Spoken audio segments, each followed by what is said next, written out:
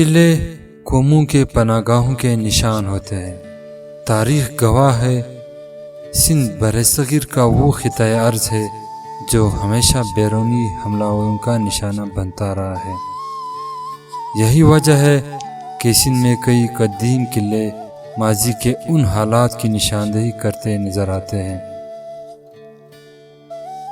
आज की इस वीडियो में हम आपको ऐसे ही एक कदीम और तारीखी किले कोट डीजी किले की सैर करवाएंगे। कोट डीजी किला सिंध के ज़िला खैरपुर में दरिया सिंध से 25 मील मशरक़ में वाक़या है। ये तारीखी किला तालपुर सुल्तनत के बानी मीर सोहराब खान तालपुर ने 1785 से लेकर 1795 अपने वज़ीर तामीरात सराय साले मोहम्मद ज़हरी बलोच की निगरानी में ये किला तामीर किया। पहला गेट ये अंदर खड़े हैं, आप दूसरा आएगा, फिर तीसरा। ये टन के हिसाब से सीधा मार न कर सके, इसको ये कील लगे हुए। उस टाइम में लोहार तेज़ करते थे, जहर का पानी लगाते थे ताकि हाथी आया चुड़ के मर जाए, या बड़ी लकड़ी उठा के लगाते थे। तीनों टन के हिसाब से बाहर से मोर्चे, ये वाटर टैंक के ऊपर, ये सफ़न सफ़ा, ये इसका नक्शा है टन के हिसाब से। जैसे एलिफेंट है ना, जैसे ये पाँव, ये दूसरे गेट पे उसका सर आ जाता है, पाँव इस तरफ वो पीछे पूँछ आ जाती है ऊँट की। ये पहला गेट सर आ जाता है कुदरती हिसाब से। ये लक्कड़ है इसकी, ये तांबा है, तांबे की है। यहाँ से गोला डालते थे, डाल के इस तरफ से गंदरफ डाल के मशल लगाते थे ताकि किसी को पत्थर का गोला होता था ज़ख्मी करने के हिसाब से, लोहे का गोला मारने के हिसाब से। ये सफ़न सफ़ा बोस्टन है पे रखी होती थी। ये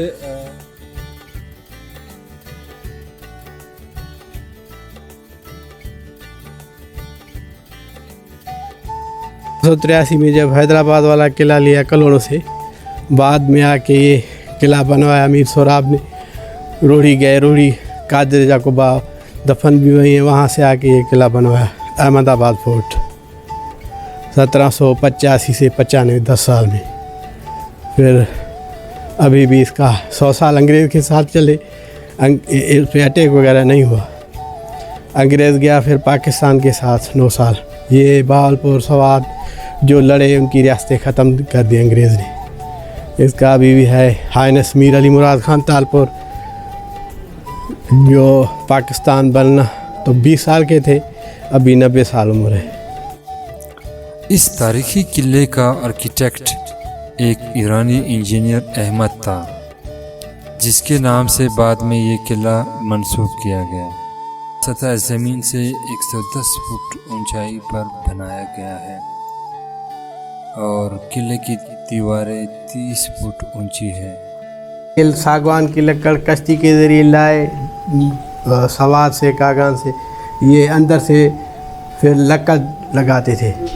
और छोटी दरी अगर कोई स्पीड में आता है तो सर कलम हो, छोटी दरी लगी हुई है। ये दी रखने के हिसाब से, सामान रखने के हिसाब से। सामान को यहाँ पे जो अभी दूसरा गेट आपने फतह किया, अभी तीसरे गेट की तरफ चलेंगे।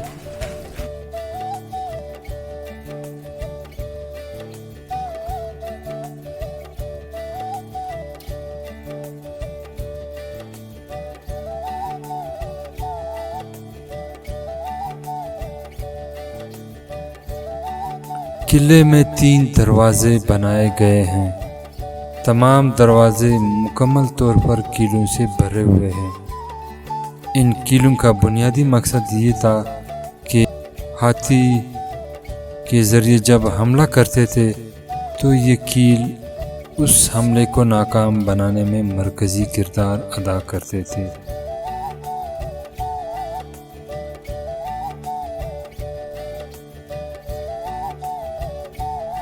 तीसरे दरवाजे के साथ भी एक शानदार बुर्ज है जिसको फतह बुर्ज कहते हैं।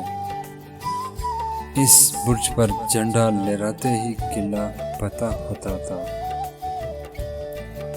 दिफाई लिहाज से ये किला एक अलग हैसियत रखता है।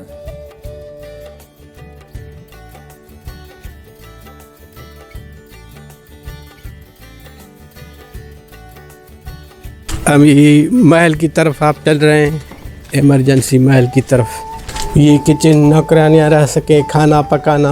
आगे महल है, ये गार्ड रूम आ रहे हैं। ये असल में गार्ड रूम से ये पूरे किले को इन्होंने कवर किया हुआ है। अच्छा, सामने महल है, ये महल आ इसमें जाता है। मुगलिया तर्ज तामीर का टच आप देख सकते हैं। नक्श निगार बनाए गए हैं और ये साइड पे आपको जो छोटे छोटे खाने नज़र आ रहे हैं, ये दिए जलाकर फिर वो रोशनी की जाती थी। ये मेन एंट्रेंस है, ये चबूतरा बाहर भी बना हुआ है, यहाँ पर भी है।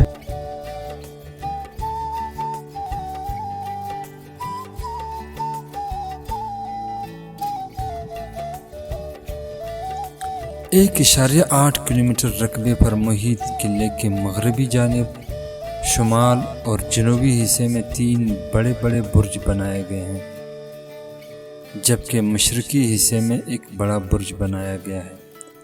इसके अलावा 50 के करीब छोटे बड़े बुर्जी है जो किले की हिफाजत के लिए बनाए गए थे, जिस पर हर वक्त पहरेदार मौजूद होते थे।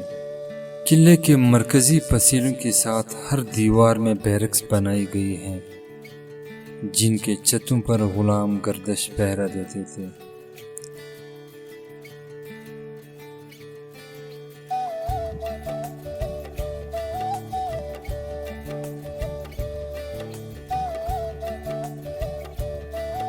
मेरे बैकग्राउंड में आप देख सकते हैं जो सफ़ेद बिल्डिंग है आपको नज़र आ रहा है, ये अदालत था और यहाँ पर फैसले किए जाते थे।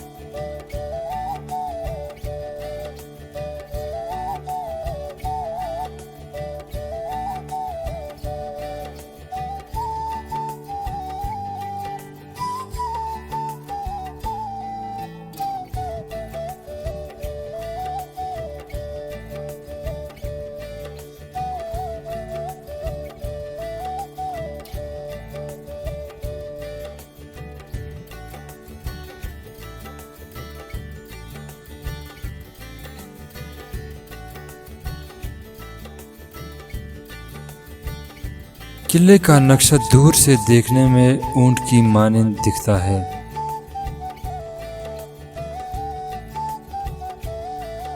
ये किला आज भी अपने हुक्मरानों की जाहो जलाल और अज़मत रफ्ता की याद दिलाता है।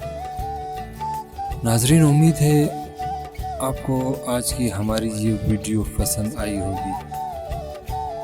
कमेंट सेक्शन में हमें अपनी राय से ज़रूर आगाह कीजिए, और अगर आप इस चैनल पर नए हैं तो मज़ीद ऐसी वीडियोस देखने के लिए हमारे चैनल को सब्सक्राइब करके घंटी के बटन को दबाना मत भूलिएगा।